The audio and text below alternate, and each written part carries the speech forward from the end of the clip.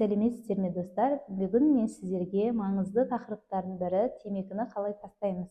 Бұл сұрақтар маған жиі қойылатын сұрақтар және жүрек қан тамырлар ауруларына негізі алып келетін факторлардың бірі ол темекі шегу. Темекі шегу жаман әдет, ол жүрекке, өкпеге, басқа да органдарға өте зиян келтіріп жатады. Бүгінгі видеода сіздерге темекі тастаудың 7 әдісі туралы айтатын боламын. Видеомды соңына дейін көріңіздер, ұнаса лайк басыңыздар. Темекіні тастағысы келіп жүрген, темекі шегетін зиян екенін біле тұра шегіп жүрген науқастарға, достарыңызға, таныстарыңызға, туғандарыңызға, жақындарыңызға осы видеоны жіберіп қойыңыздар.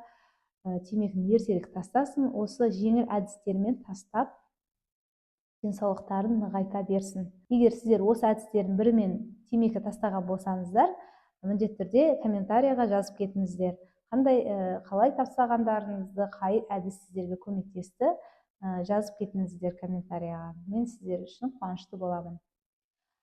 Бірінші әдіс бұл қаргырт әдісі, бұл бірден темекіні тастау. Бұл әдіс көп жағдайда ерік жігері мықты адамдарға жақсы көмектеседі. Ерік жігері мықты, сила воли дейді ғой, сондай мықты адамдар осы әдіс арқылы тастаса болады. Екінші әдіс ол біртіндеп тастау. Темекіні жайлап, біртіндеп никотинді азайту арқылы тастау.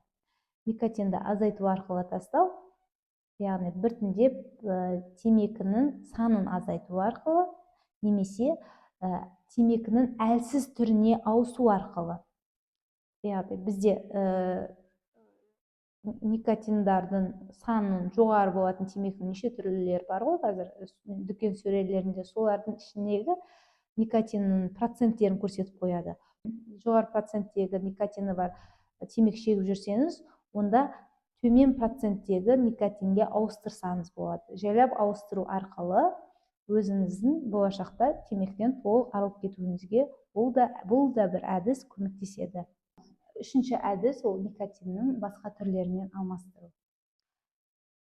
Бұл кезде құрамында никотині бар, бірақ аз мөлшерде кездесетін сағыз, немесе леденцилар, кәмпиттер, ингаляторлар, спрейлар, осындайларды қолдансаңыздар болады. Бұл никотин тәуелділікті жайлап азаюына көмектеседі. Төртінші әдіс дәрілік препараттар. Дәрілік препараттар арқылы никотин тәуелділікті төмендете аламыз. Мысалы, варениклин немесе чампикс деп аталады. Бұл препарат арқылы темекіден болған ләззатты тежеуге болады. Тағы бір препарат бар, бупропион деп аталады, немесе екінші атауы зибан. Бұл препарат арқылы темекі шегуге деген әсерді төмендетеді. Және синдром отменаны жеңілдетеді. Бесінші мінез-құлықтық терапия және қолдау көрсету. Бұл психологтың кеңесіне бару немесе арнайы қолдау көрсететін топтарға мүше болып, сол жерде психологиялық көмек алған жағдайда бұл тәуелділікті, темекіге деген тәуелділіктен тез шығуға көмектесетін бір әдістің бірі. Алтыншы әдіс бұл альтернативті әдістер. Бұл жерге жатады, мысалы, инемен емдеу, иглотерапия, бұл никотин тәуелділікті төмендетеді. Гипноз арқылы психологиялық көмек көрсетуге болады. Бұл кейбір адамдарға пайда береді. Осының арқасында, ол гипноздың арқасында темекіні жек көрушілік пайда болады. Медитация, тыныстық жаттығулар, бұл темекі шегуді қойғанда пайда болатын күйзелістен арылуға көмектеседі. Және жетінші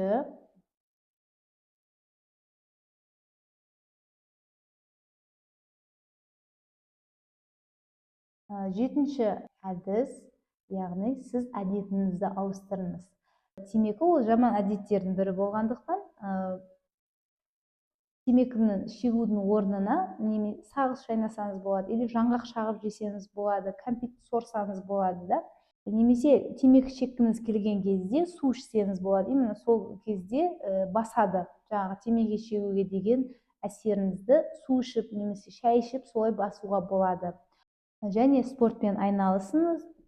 Спортпен айналысу, физикалық жүктеме жасау, ол организмнен никотиннің тезірек шығып кетуіне көмектеседі, сосын денсаулығыңызды нығайтуға да жақсы әсер етеді. Сіздерге 7 әдіс туралы айтып бердім. Қай әдісті пайдалансаңыздар да, ең бастысы бұл жерде ниет. Сіздің ниетіңіз, темекі тастауға дейін ниетіңіз бен мотивацияңыз болса, сіз кез келген әдіс арқылы темекіні оңай және ешқандай қиналмай тастай аласыздар.